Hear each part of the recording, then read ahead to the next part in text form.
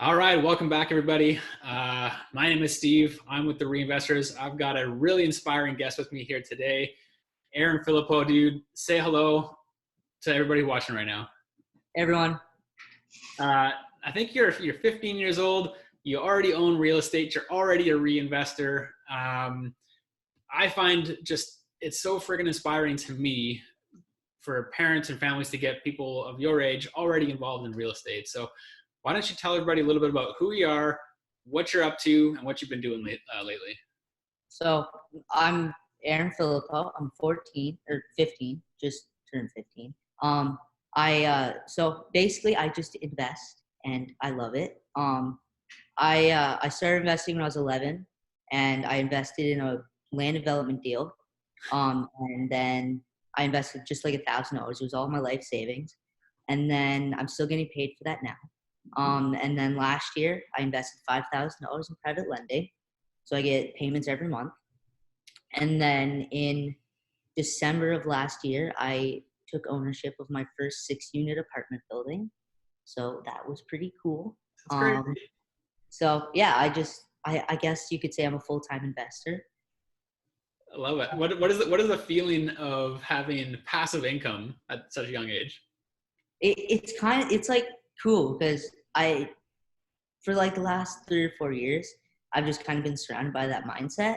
So it's just like normal, but like not having to work as like a normal job. I just work for my parents basically, and like being able to collect money every month from doing nothing. I can just like make money while I sleep.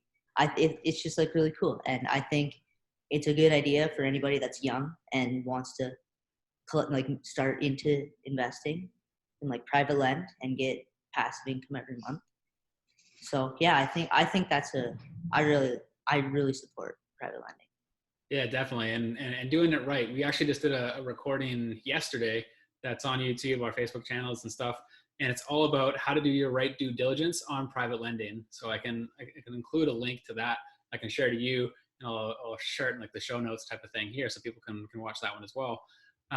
Before we kind of dig into the 6-unit apartment building that you just bought as a 14-year-old, let's talk about like who are you? Like where are you from? What are you enjoying in school? Are you even in school right now? Like just tell me a little bit about yourself. So right now I'm not. It's March break, but I'm just 15. I'm in grade 9. I live just outside of Brantford, Ontario. It's like an hour away from Toronto. And in school, I'm just kind of doing the normal stuff, but I want to start doing more business classes because high school doesn't have like finance classes. It has like an economics class or something, but there's nothing that really like deals with finances. So I want to do a business class that works with like sort of helping me grow my business. And then from there, I'll just kind of wing it and see what happens. You got to apply to university already, bud. Me and my mom have a deal that if I have $500,000 in my pocket or private lended, I don't have to go to university. Nice. I love that deal. I have like 3.5 years to make $500,000. Okay. We can definitely help you out with that. It's all about scalability. Get those systems in. Maybe start, bringing in a couple of employees for yourself and just scale it up. It's just uphill from here, really. Yeah. Right on, man. Well, thanks for sharing about yourself there. You mentioned you were in a couple of private deals. How did that come up for you? Like, are you loaning it to classmates, or is it like, tell me a little bit about those? Friend, she kind of deals with all that, so I just give her money and then she puts it wherever people need it. I trust her with all my money. She gives me monthly payments every month on time. But the first deal, I can remember I was like 11 years old. I was sitting at the kitchen counter. My mom comes up to me and she's like, hey, we're going to give $50,000 to this one group, and then after 2 years, they're going to give us money back. And I didn't really understand it. So we did the math. We pulled out a calculator. I think it's 16% yearly. So she's like, put in your $1,000, 16% yearly, 2 years. That's $320 on your $1,000. You're not going to use it anyway. She didn't even let me spend my own money, so it was pointless. So I was like, so I'm just going to like make $3,200. She's like, yeah, kind of how this works. It's called investing. And I'm like, oh, okay.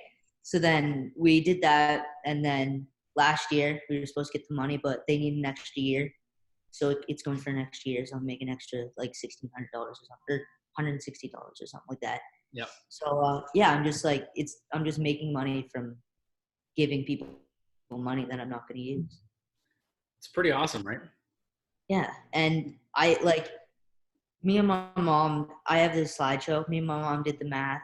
And like on the new or on TV, when you see a commercial for like a high interest bank savings rate, it's like 2.99% monthly or yearly interest or something. So you make like $600 a year on that. But Yeah. then if you private lend the same amount, you make like $6,000 a year. So I think that's really cool. Yeah, and that was actually gonna be my next question was like, did you know beforehand like what comparable rates are?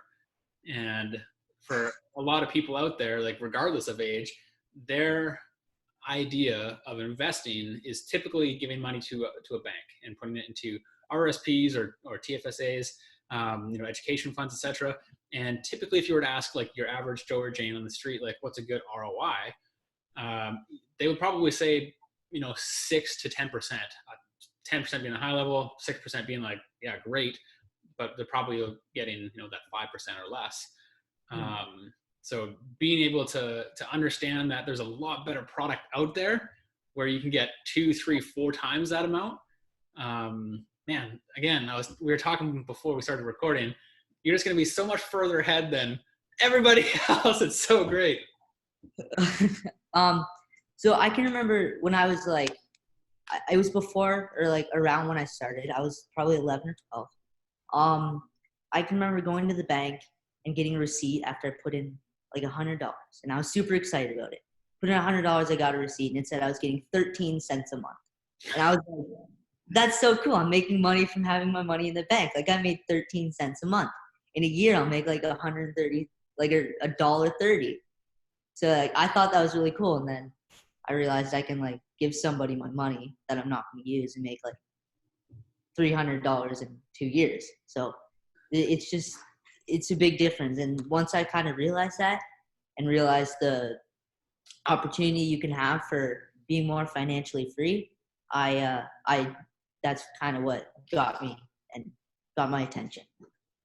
So I do want to talk about your sixplex, but right before we go into that, you said financially free. What does financially free mean to you?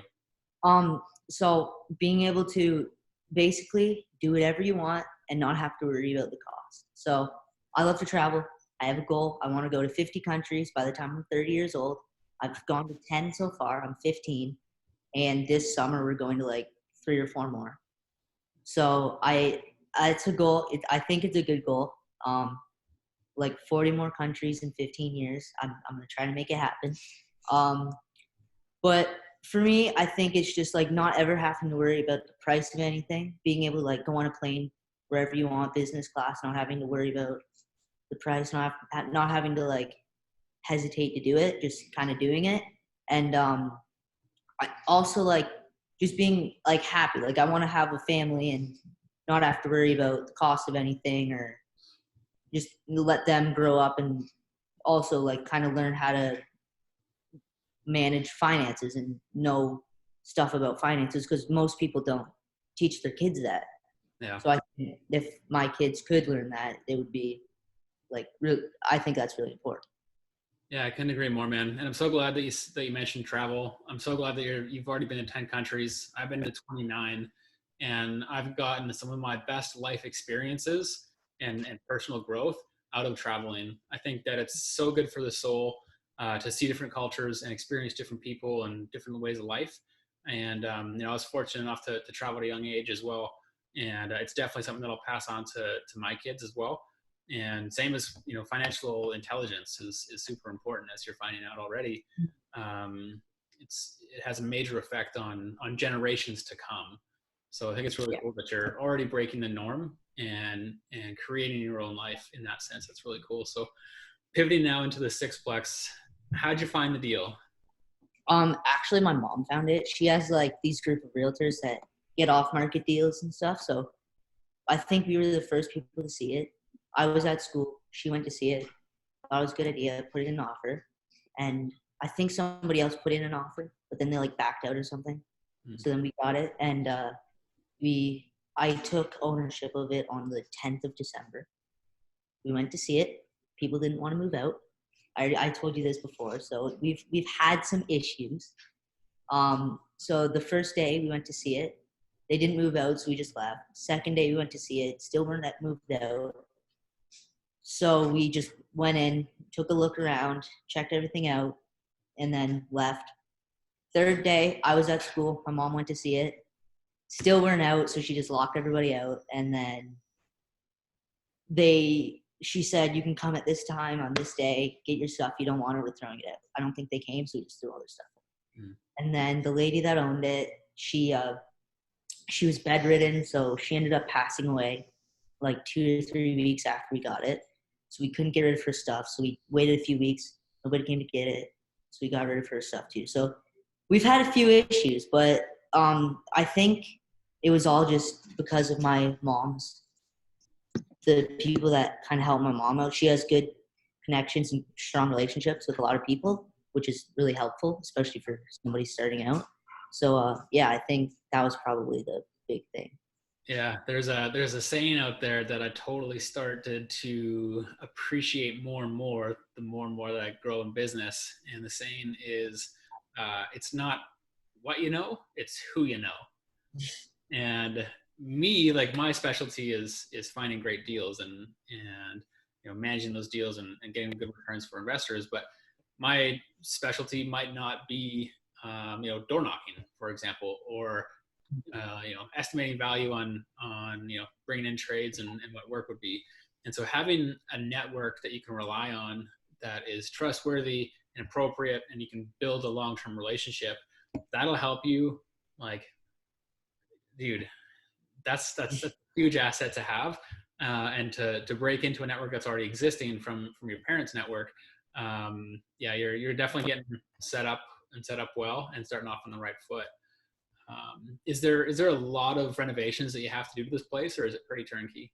Oh no, it's terrible. We buy underperforming properties so we can, like, we buy them at a low price. We fix them up, we increase the rent, and then we refinance them. So that's how we make most of our money. Why do you do it that way?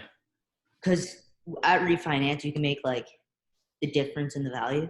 Yeah. So when we get the private lenders, they give us all the money. We like all of it. We don't pay for anything. So they cover like carrying costs, mortgage, renovations, everything. And then once we fix it up, get it reappraised, refinanced, we get the money, and then we pay them out, and then I get whatever's left over. So we did the math, and I think after, depending on how it goes, if it might be a little worse, it might be a little bit better, but I can make between $30,000 and $100,000 like in my pocket. Nice. And it'll still cash flow. I don't know what the cash flow will be yet. We have to wait because there's been a lot of issues. So I'll figure that out, and then yeah, it'll be good. I like cash flow. I really do. I don't want to have to work for a living. I don't want to have to like have a boss to tell me what to do. I want to be able to do whatever I want. Yeah. And make money like in another country, like in Africa. I love Africa. It's the best. So yeah, I like cash flow. So yeah. Cash is king. It is. Yeah. Especially in like an economy that might be turning a little bit. We're definitely flattening out because of coronavirus going around. A lot of people aren't spending as much. A lot of people aren't shopping as much. And that includes shopping for and buying real estate. So we actually have an advantage as investors right now to be more active in today's market.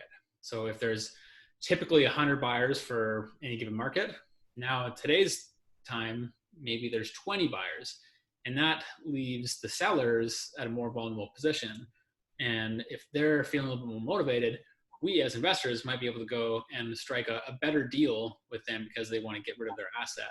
So I definitely encourage you to continue to doubling down on talking to that network that your mom has and saying, hey, Mr. and Mrs. Realtor, keep feeding me deals, because me as an investor, I'm always looking for a good deal. I'm not going to pay over what it's worth in my mind. But if there's other properties out there that are slowing down and not selling, bring those to me so that I can then take a look and see if it's going to be the right type of deal for me. So that'll be a huge thing moving forward into for anybody to take advantage of for the next couple of weeks or next couple of months for as long as this thing kind of like lasts. You mentioned that you've been having some issues with the property itself. Tenants not moving out. You said something about asbestos being found, and thankfully you found a good deal for somebody to come and get rid of that. But in all these times of, I guess, adversity, how have you been what's your perception of going through these struggles, and how have you personally been handling them? Well, I'm confident in all of the people that work for us. We know them all well. They're all very, very good and professional. So, the asbestos thing's like a big kind of setback for me because we were already low on our budget. We already had a lot of different things. The floor was like sagging like 4 inches, so we had to get that boosted up. But the asbestos, the first quote we got was like $19,000 or something. And so I was like kind of getting a little nervous, but I was keeping optimistic. And then we got another quote for like $7,000, and he would take all the pipes, which is a pretty good deal. So he did it all in one weekend, took everything, and then we went, I think it was Tuesday, and paid him, and it all worked out in the end. But when we have like the big, just like the low lows, I just keep optimistic, and like it's not going to stay bad forever. And if it does, or if it like, keeps up, we can just improvise, find a way around it, and it'll all be good, man. What do you do? What do you do in your personal life to like relieve stress? For me, like I'm a runner, so anytime I'm feeling stressed about or anxious about a deal going sideways or something, I go for a run and it clears my mind. What do you do? I play hockey. You play hockey? What position? I'm a right winger. Cool. So I have like a hockey net in my backyard and plastic. So I just, whenever I'm just not feeling it, I just listen to music and play hockey for like an hour and a half, and then I'll just kind of clear my mind. And I feel like that really helps me. Especially like I like to move around. I don't like to stay still. As you can see, I'm like moving around and stuff. So I don't like to just like kind of stay in one place. I like to move around. So I like to be active, and hockey's a big thing. Last year I took a year off and I hated it. I can remember the first week everybody was telling me how they got like new equipment and how everything was going, and I hated that I took a year off, and I started watching like the Bruins play. Big Bruins fan. And I started watching like games on TV, and I really missed it. So I'm glad I got back into it this year, but the year was obviously cut short because of coronavirus and stuff. So right. Whatever. I think that's super important to recognize. A lot of people just bury their anxiety and don't deal with it at all. And what happens at that point is ends up being like a volcano, and eventually one thing just sets them off and they explode. And whether it's just through anger, emotion, or whatever. So having that acknowledgement of, already feeling something not well, and then going and dealing with it by playing hockey or being active, that's super important. When you're dealing with contractors or investors, private lenders, realtors, I'm assuming most of those professionals are, double your age probably, if not older. When we first started Randy was 24, I was 27, we had some anxiety and some nervousness and maybe some self-doubt about asking investors for, 100, 150, 200, whatever $1,000 that looked like. Do you have those same type of nerves right now, or are you pretty confident in that space? And how do you deal with like the age gap that's there? Well, since I'm like kind of young, all the people around me, like all my mom's friends, she has a lot of friends that give her money for her deals and stuff. So the way I got most of my money from this was we went on a Zoom call with a bunch of investors, and I had a slideshow ready, kind of explain my deal, what I wanted. And so I just went on a Zoom call with my mom. She had a deal too. I presented my deal. She presented hers. And then in like 2 days, we had like $400,000 collected for my deal. Like, I was kind of blown away because I thought it was going to take like a month or so, and we got it, almost all of it, in a few days. So I think it took us like a week and a half to get all the money, and we're still collecting money now too and paying lenders. But I think the big thing is that like people realize that I'm so young and like kind of help me get started. All the people around me, like everybody is like so blown away by how I'm kind of doing it so young, and they think it's like really good. And I like to I want people, especially like youth, to kind of learn more about finances because it'll help them a lot in the future. Yeah. My mom sent me this quote the other day. It was like, what was it? Entrepreneurs do things the way most people don't want to, so they can live the way most people can't. And that's like really stuck with me for the last few days because I'm like, yeah, people kind of do their own thing. Most people don't want to. Most people are like too scared or don't have the courage to do it and whatever. But people that do it and just kind of go for it end up doing a lot better and live the way they want to. So I like that quote a lot. It's been sticking with me for like a few days. But I think the big thing is that all of my like the people that surround me are just kind of helping me as well in ways. Like we have these two friends. They're married, and I presented my deal, and they were asking me questions, and I didn't know the answers, and that was like a big thing for me. Like I got to know more, and they're so smart, so they've helped me a lot, kind of deal with asking questions or answering questions, and like kind of getting into that focus of just the mindset of real estate and focusing more and more on like numbers and all that. So I think it's just everybody's just trying to help me, and it's a really important thing for me. Yeah, totally, man. And that's going to continue. Like from our experience, we've hired mentors for years now, and we spend a lot of money on our own education in real estate space. And um, from doing these things where it's like it's recordings and podcasts and interviews and just sharing your story more, you're going to find a lot of people want to support you. Like you, even now, like I want to support you. I don't know if you've noticed, but I've been smiling this entire interview because you're just such an inspiration for me. And like I mentioned it before our call, like our company's mission statement is that we want to financially educate 1 million people, inspire them to invest in real estate so they can live a more fulfilled life. And you're already doing that, man. You're already inspiring me. You're already educating others, like your like classmates, and setting an example for doing this young. And so it fills me with joy seeing you like so just like on track and confident and taking that courage, like you mentioned, to kind of create your own path. And, you know, I think it was Warren Buffett said another quote, and it's risk is the cost of opportunity. And so most people don't want to risk whatever that opportunity looks like.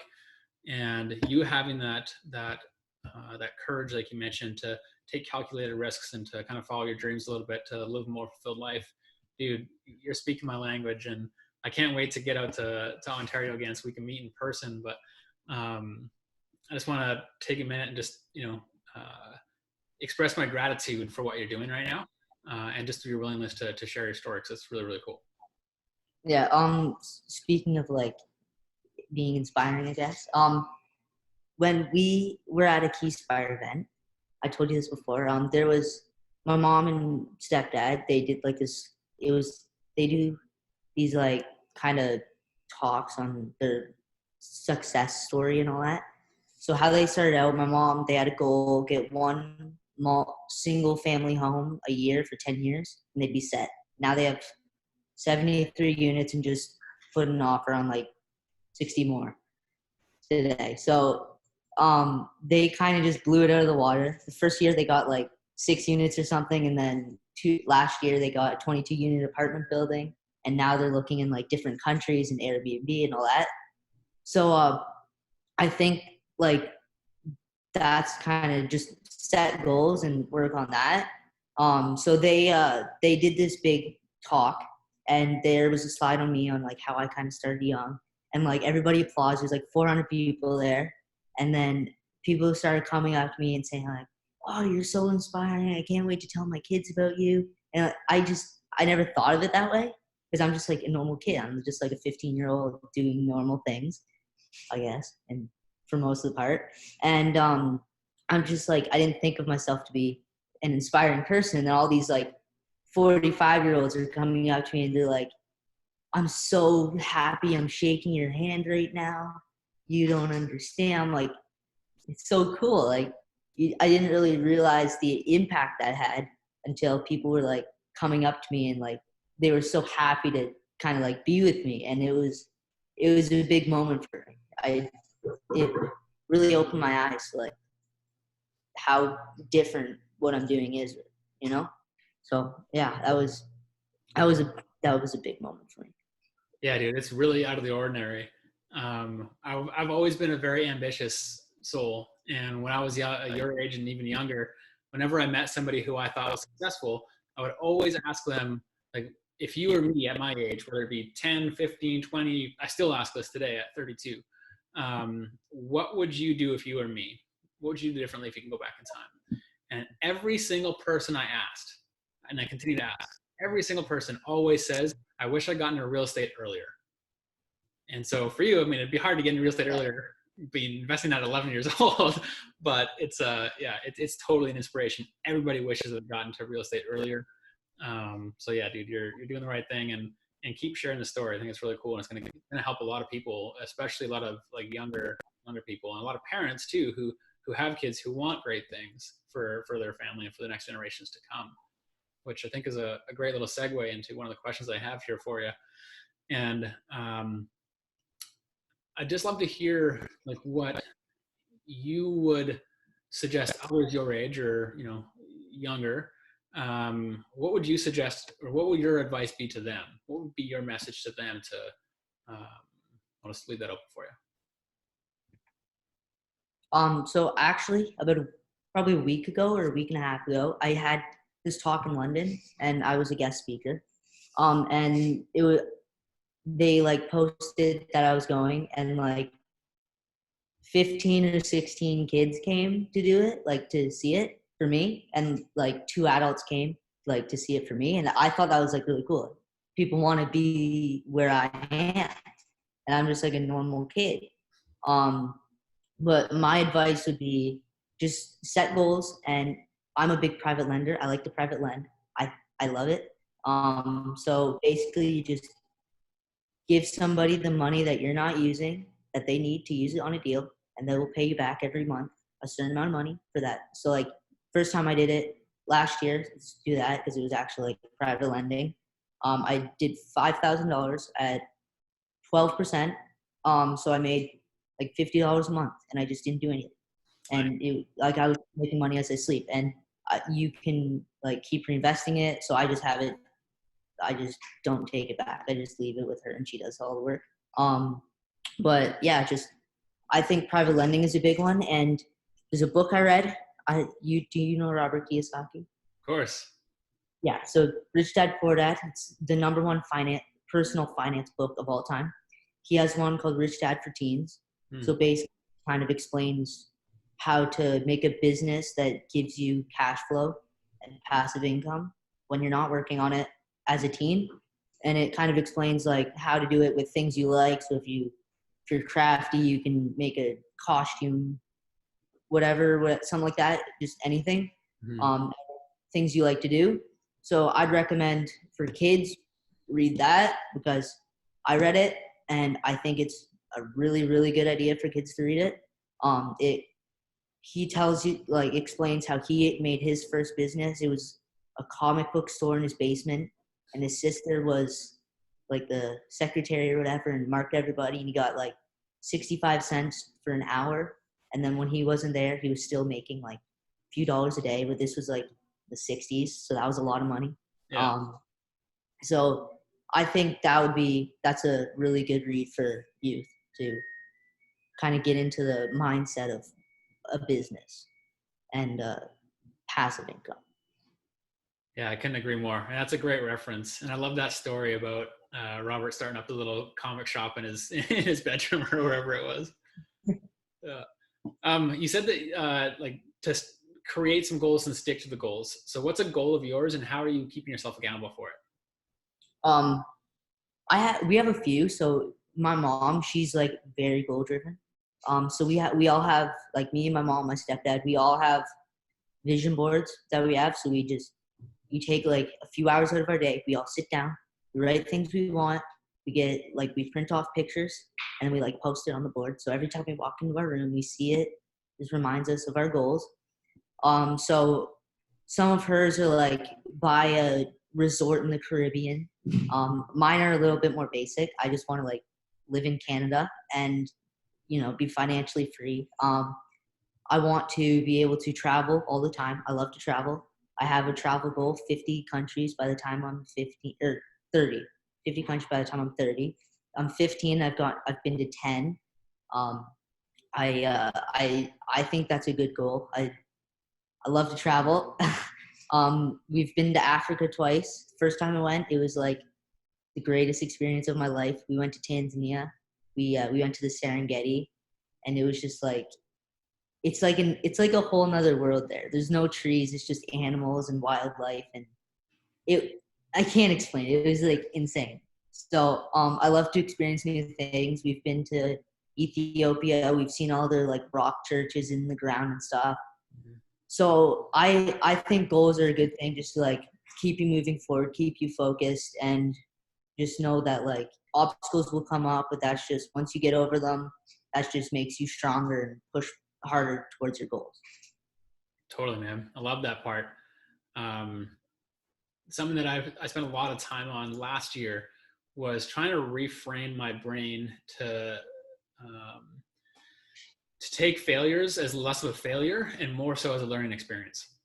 So I purposefully went out and pushed myself as hard as I could so that I would be forced to fail more, to become more comfortable with it, to then be able to recognize how I can now learn from this failure to grow and improve my own mindset or well-being or business or whatever. So pushing that envelope is a good thing, and making sure that, what you just said is, reframing that failure, making sure that you come out stronger on the other side.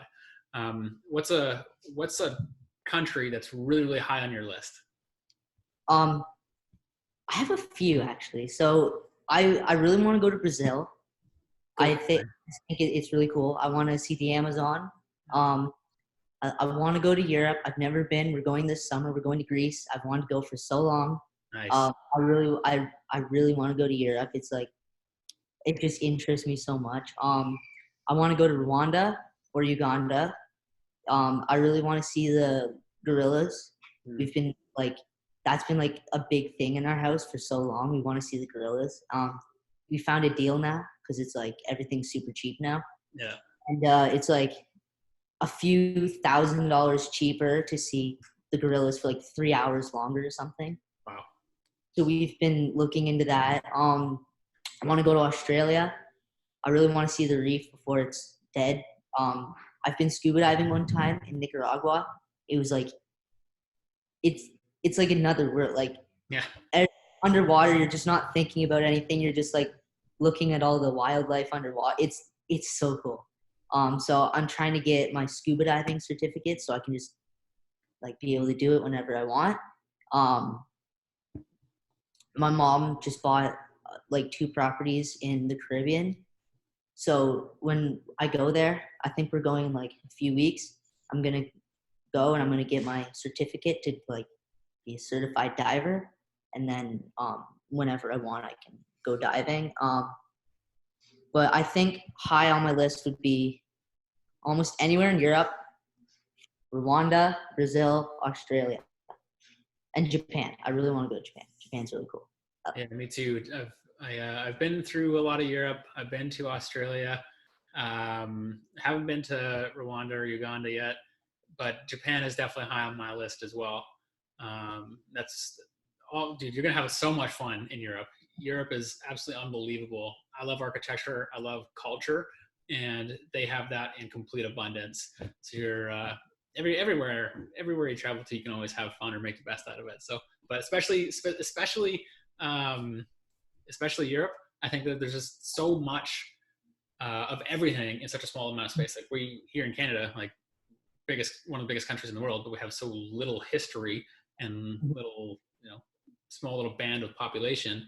Whereas in Europe, it's 100 times our size, and a tenth of this amount of space. So it's really cool.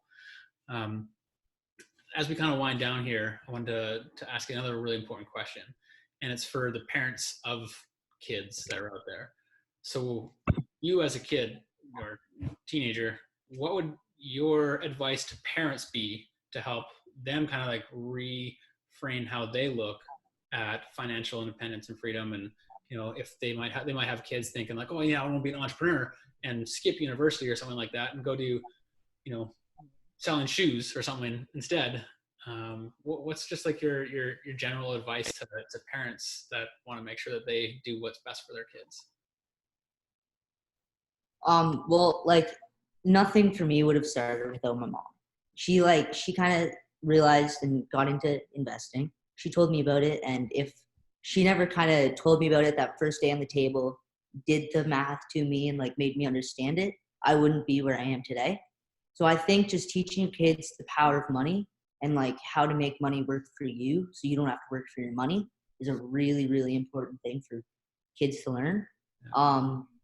So I think just teaching your kids helping them do your finances. Like my mom made me do her taxes last year. It sucked, but like I learned how it works. Like there's no classes in high school that'll teach you how to pay bills. And I think teaching your kids how to do that at a young age will prepare them for like when they're older and they want to move out at 18, go to college, be an entrepreneur, drop out, whatever. If they will not drop out, no. Like me and my mom have a deal. I don't want to go to university. So she said, if you have $500,000 by the time you're 18 or done high school, you don't have to go to university. So that's my goal, and I'm going to have to like really focus on that. But I think just teaching them the power of money and like how money works for you and just everything about it will be really, really important because like, as I said, you don't learn how to pay bills in school or how to do taxes. So like learning that skill young is really important because if I didn't know that, I'd be screwed. My mom's like so organized, it's insane. We have papers everywhere, all over the place, all the time. But if it weren't for that, we would all be a mess. So I think just teaching them about money and the power of it and how to make it work for you is really, really important. Yeah, couldn't agree more. With all this money you're going to be making over your life, is there a charity or a type of community that you want to support more? I really want to when I was in Ethiopia, there was like this hospital and there was like no windows or anything, and I just had this thought like, what if like a bunch of like Canadian or American like architects came in and built like a whole city for them? Like, how would it change the way they live? So I kind of want to like donate to something that can help change wherever, Asia, Africa, South America, wherever, like just sit towns or like places that are in more of a more in poverty, how it like just kind of bring it up and make it work a little bit better. So I think something that would kind of help increase the happiness somewhere, and anything with wildlife. I love animals. Yeah. I love animals. I don't know why. I just do. They're the best. I want more pets, but my mom says no because we can't travel with a lot of pets. So I'm just gonna have to wait until I'm moved out and then I can get my own pets. Yeah. So anything with making people happier or working on animals is like a big high on my list. That's awesome, man. I'm so glad to hear. That was a bit of a risky question for me. It might have been like, nah, screw everybody else. I want all my money to myself. But I'm so glad they have a humble heart. That's really inspiring for me as well. We have a motto in our company. It's a bit of a movement that we're trying to create, and it's called "Go Big to Give Big." So we want to inspire people, everybody, to go bigger with their dreams, so they can then give bigger to issues that really matter to them. So for you, it's wildlife and helping out like third world countries, people in need. For us, we host a meetup here, and we do a lot of work with an organization called Kids Sport, and it's a nationwide chapter. and they just help families in need who can't financially put their kids through sports. They give them grants and money to help put their kids through hockey or ballet or soccer or whatever they're into. And so Hmm. I'm so glad that you have that humbleness and that authenticity to say like, yeah, I do have big goals for myself to, make 500 grand and have 500 grand in your pocket by 18 or 19. And, but still in your mind you're also thinking of others too. So that's really important to keep up as you continue to grow. As we kind of finalize here, is there anything else that you want to say to everybody? Not really. Just I just want everybody to remember, like, if something doesn't go your way, it's not the end of the world. It will get better. You just kind of got to push through it and focus on goals. I love that my mom's goal driven. It's like super annoying sometimes because she always brings up her goals. But, like, it it's power. Like, it really keeps you in a good mindset. And once you kind of start realizing that if something goes bad, it's not the end of the world. You'll get over it. It'll always turn out fine. I think that's like something really important that people need to learn how to use. Yeah, I think it's a great tip, dude. Awesome, man. Well, this has been really great for me. You're such an inspiration to me at 30, to everybody, like all your parents, friends, to younger generations and to people who are probably like completely retired and financially independent. Like they'll want to support you as well. So keep doing what you're doing, dude. It's going to be really cool to continue to follow you. And I'm completely here for you as well. Me and Randy both, we're in full support. Anything you need from out here in BC, we're happy to engage and support with you as you grow. Thank you. Cool, brother. Well, thank you so much for your time. And yeah, keep safe out there. Thanks. I will. Cheers, man. See ya.